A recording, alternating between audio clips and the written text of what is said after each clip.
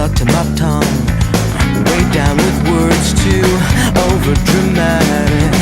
Tonight it's a can't get much worse. Worse, no one should ever feel like I'm two quarters and a heart down, and I don't wanna forget how you